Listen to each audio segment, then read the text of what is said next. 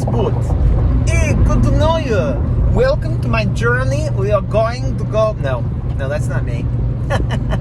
Imagine it could be. Multiverses of madness. Anyway, I'm Gazbot, going to San Diego Comic-Con 2023, sort of. I'm not tabling. I have no real plan. I have a couple exclusives that various people I know want to try to get. I want to go to the Super 7 offsite store. It's weird. I'm driving there. It's about an hour and a half from my house. I'm going to drive there. My anticipation is that, what I anticipate to happen is that I will end up parking like half a mile away and paying like $30 and then walking over there and not be able to get anything I want, but maybe take some cool pictures, see a few things. I don't think there's very many panels tonight. I'm going to just squeak whatever fun I can out of it because tomorrow, then I'll drive an hour and a half back, finish packing for a show I am tabling at in San Francisco. So, and for those that don't know, San Diego and San Francisco are like far apart, like 8 hours. Like I'm taking a flight to San Francisco from where I live. I guess this is to see if you're in driving distance to San Diego Comic-Con and you only have a ticket for preview night, how much fun can you have? Let's find out. Traffic! Yes, as I said, it's about an hour and a half or so from my house. Actually, a little less than that, but it said with traffic, about an hour and a half. I flew for the first hour, nothing going on. I'm about a half hour away now, theoretically, unless that goes up. And now I'm hitting pretty serious traffic where we're going 20 miles an hour or so. So hopefully, I can't imagine this is all for Comic-Con. This has got to be some normal commuting traffic or something. But hopefully, the 30 minutes, 33 minutes has accounted for this traffic and isn't going to suddenly jump up to an hour. But this is where we are. I'm pretty close where I need to be, but in terms of miles, but not in terms of minutes. I just parked, and I'm actually super close to the convention center. You could see it right there. I'm like maybe 0.3 miles away, but it was $40. Last year I was about a half mile away and it was $33. So while it is crazy expensive, it's about the same as last year, but I have a better spot. It does say that some of this lot is open 24 hours and the rest closes at 9:45. And I couldn't tell which one I was, but I plan on being out of here by 9:45 anyway, so it should be fine. So the reserve lot is marked over here, and I just talked to a nice lady who confirmed that I will be okay past 9:45. There's a nice Star Trek banner up there. This is the convention center here. I'm walking down the path. In the past, I've come from the other way, just for whatever reason, or I've been on a bus. It's not as busy as I thought it would be. The convention center doesn't open until 6, which is about 40 minutes from now, but other stuff is open. And I don't know if it's because a lot of studios aren't here or because of the strike or what, but even on preview night, I expected it to be busier than it currently is. The most exciting thing I've seen is this Quantum Leap HQ, which means that the reboot of Quantum Leap has not been canceled, and I'm one of the, I guess, not so few people that's actually happy about that. So I foolishly just walked all the way up there because I thought since I had my badge, I could walk right in. But then I was sent to the back of this line that even if you have a badge, you have to be on, which is disappointing for a lot of reasons, but mainly because I could have just got on the end of this line 10 minutes ago. The line there is general, this is pro, and I think I can skip a lot of this since I just need a lanyard. I was let in right after I started talking to you, kind of nowhere near the beginning of the line. They just sort of started letting everybody in. It was weird. It wasn't dangerous chaos, but it seemed like the line was pointless. I again made a mistake, and even though I could skip a bunch of lines, I kind of half stood in them. Eventually somebody pointed me out. And again, over here, I think is general admission, unless they're standing on line for something else I'm unaware of. And then everybody here is, I guess, professionals that are sort of kind of in a different line / allowed to go in. I guess I'll see what happens in a second. So I got my badge, and that area I just was basically let me come back down here. I was able to use the bathroom and or get a Starbucks, but now I'm going down here to go outside to go back in. The people working here refer to it as a loop-de-loop.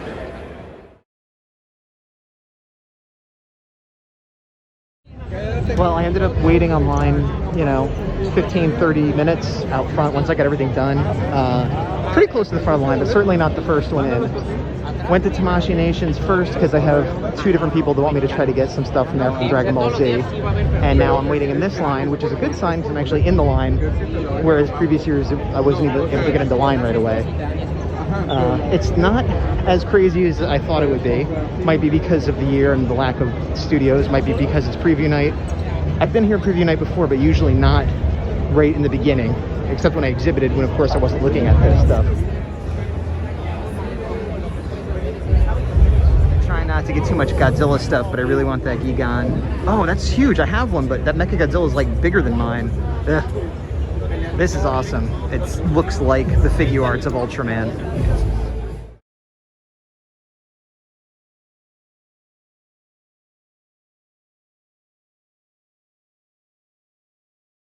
All right, Tamashii Nations, everything, all the exclusives are sold out, and you had to get tickets from another building. I don't know how people knew that, but it's gone. However, Hasbro is showing a lot of really awesome Transformer stuff. I expect, oh no, there actually is a little bit of Power Rangers. I'm surprised. I didn't think there'd be anything. Okay, let's see, is there anything new? Oh, it's the G.I. Joe people. Okay, let's see. Okay, nothing new. Nothing new. So it looks like everything from Power Rangers is Lightning Collection stuff that is already available or has already been announced, with the exception of the Morpher, but that's for Cosmic Fury, of course. That is not giving me a lot of confidence. So, struck out at Tamashii Nations. I'm trying Hasbro. They have QR codes, which, so I guess either the items are not here today, and they let you get through the website, or maybe they're available another day, not sure. I'm super tempted by this, but I'm going to stay firm in my commitment to Black Series. These are mostly released, pretty cool looking. See, and this is why I'm going to wait for the 6-inch. This is what my wall needs to look like eventually.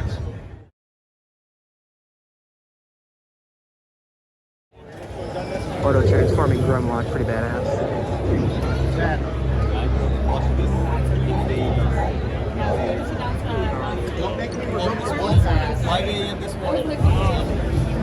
So this is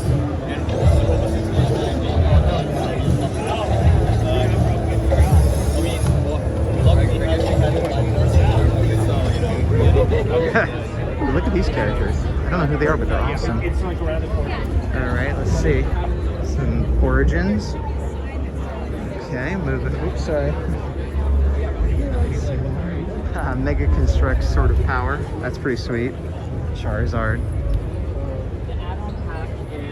This is the Mattel booth, in case I wasn't clear. but you need this. So Mattel Creations had some sort of raffle ticket, so you had to get ahead of time, and if you didn't get that, you can't buy from that. So that's the end of this one. Striking out on my exclusives, gotta be honest. Didn't think it would be difficult to get Mattel. All right, I'm gonna head over to Super 7, the booth, not the off-site. Big Dog wants a Red Ranger reaction figure. This should be an easy get. And then I'll head back the other way. Oh, okay, there's Super 7. Okay, so one of the things I wanted to look at was this Cat'sLair that I'm thinking about getting. All I could say is that it's crazy expensive, but definitely worth the money. But now I don't know where I would put this in my house. It looks like a Toys R Us display. It looks fantastic. I want it. I don't know where I'd put it. It makes me regret not getting more of these reptilians. Let's go around back. Back metal that would actually not get destroyed. Okay. Oh, is that light up? I think the screen lights up. That's awesome. Sorry. I think, as cool as the back is, Same thing, like even when these will have to be folded in to fit anywhere. Maybe they could be removed. Also kind of wish I got a Rotaro now. These prototypes are awesome. Well, now I'm gonna buy the whole set a second time. God damn, that looks good. Oh, God.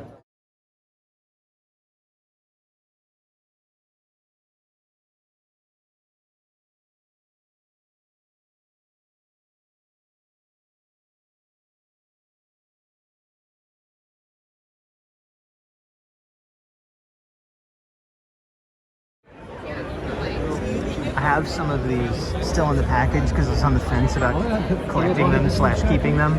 But seeing them open lets me know I'll probably opening them when I get home. The turtles are friggin', that one tempts me. I'm not collecting this turtle line, but that one really tempts me. I think it has crossover potential. And thankfully, as much as I used to love Simpsons, I'm not enough of a fan that I feel the need to get those. Oh, these Godzilla figures, there's too much. Super 7's kicking my ass. Oh, I wasn't gonna get that, but I think I just changed my mind. I just changed my mind. Yeah, I just changed my mind. I'm getting it.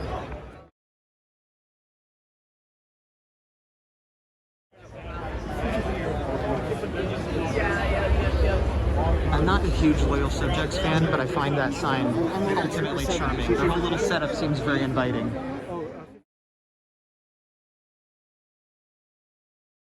Okay, so I just went to Super 7 and I got a Power Rangers thing for the big dog, and I impulse bought myself a Godzilla figure that I was not going to get until I saw it in person, and that Cat'sLair is just bananas big, but one of the best things I've ever seen in terms of nostalgic toys. I went to IDW to try to get some turtle figures for the big dog, but they are not selling them today at all. Look at these little guys. Oh, this is all Super 7 stuff.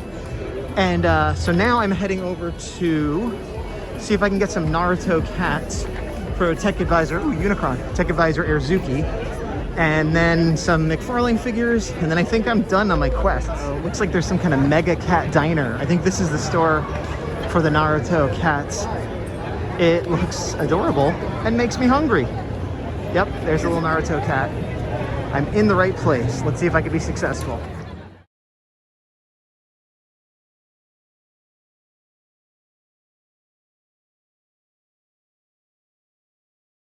Cat success. There was like 3 people online. I was able to get it. It wasn't that expensive. Getting a couple wins here. Now I'm heading over to the McFarlane booth for the big dog. And then I realized I still have to go to Gundam for Tech Advisor Airzuki. And then I might actually be done with my missions. Oh, well, then I might order Sally, but that's not really a mission. That Blue Beetle suit looks pretty good in terms of design, but the gold Aquaman, those scales, that makes it look cool. So McFarlane Toys, aka DC, is already capped for the night. There's another hour and a half of show, but either they're afraid they're going to run out, or they already have an hour and a half's worth of people online. In any event, done. And now I will try to see where Gundam is. I think it's probably on all the way on the other side of the convention center. So I'm going to walk around over here where I think Artist Alley is first. Then I'll head back that way. Whew, it is hot. I have a t-shirt and shorts. But just the act of cruising around a little bit is getting me a little bit perspiry. Artist Alley. Let's see what we could do over here. It's busy here, which is nice. You hate to see it not be busy, so that's good, but it's making it hard to look around, which is my problem, not yours.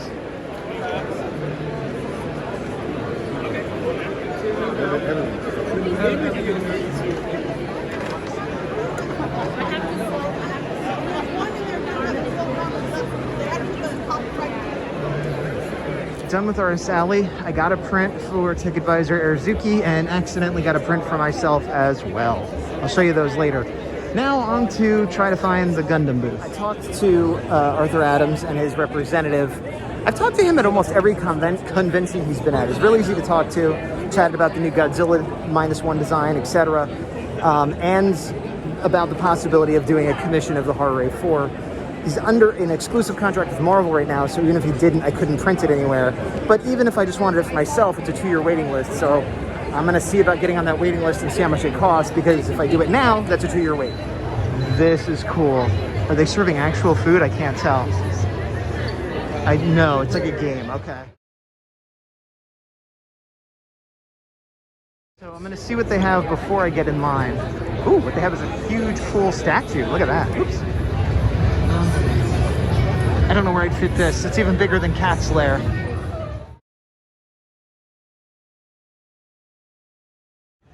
Oh, look at that. They're really pushing Yellow Jackets. That's cool.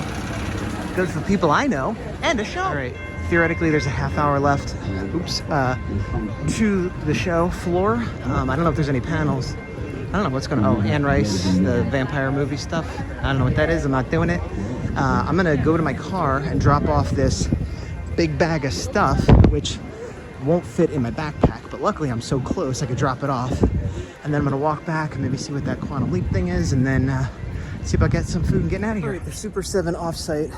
Super 7 offsite. That's a tongue twister if there ever was one. I don't know if I ever mentioned this before, but when I was a kid, I had a lisp, which I don't really remember having the lisp. Although as I'm talking about it now, I feel like all of a sudden I have one. And I actually went to speech therapy for it in like 1st or 2nd grade.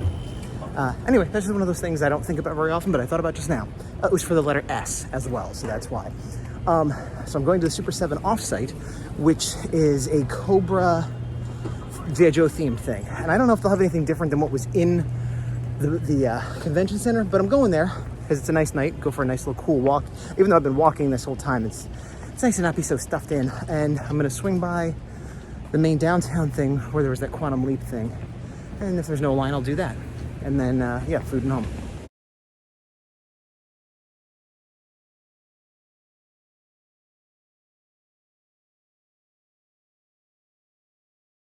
Remember what I said about there being no line at the office? This is it up here, and yeah, there's a huge line. It opens up at 9, so I'm hoping it's just a matter of, because it hasn't opened yet. But I guess I'm gonna get on this line, and this will be my last little bit of fun before I go home. It's about 10 after 9, so I've been online 20 minutes, 25 minutes, but only 10 of it actually being open, and it's been moving pretty okay.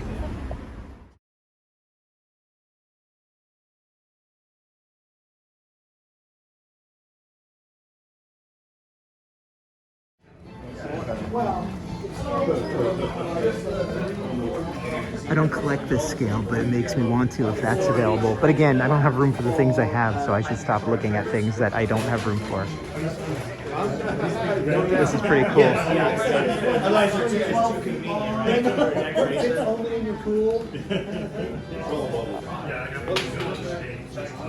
Very cool.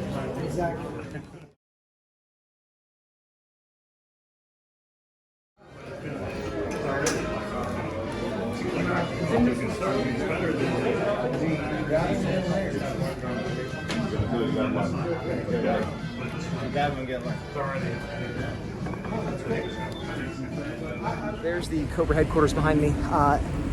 I guess I didn't talk over what I just looked at, but yeah, I didn't get anything.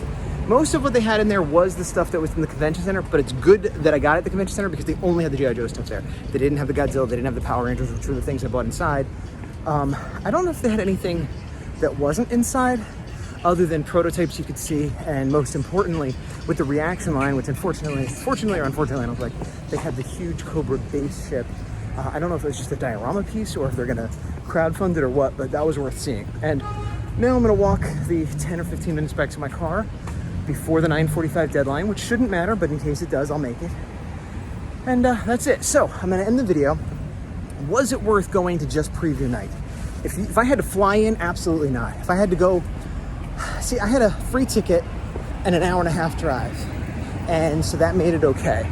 If I had to pay for the ticket and or had more travel, yeah, I don't know. But I've also been here many times, so I kind of know what the full con is like. If I'd never been here, I'd probably have enjoyed it more, but it's short. I only had 3 hours.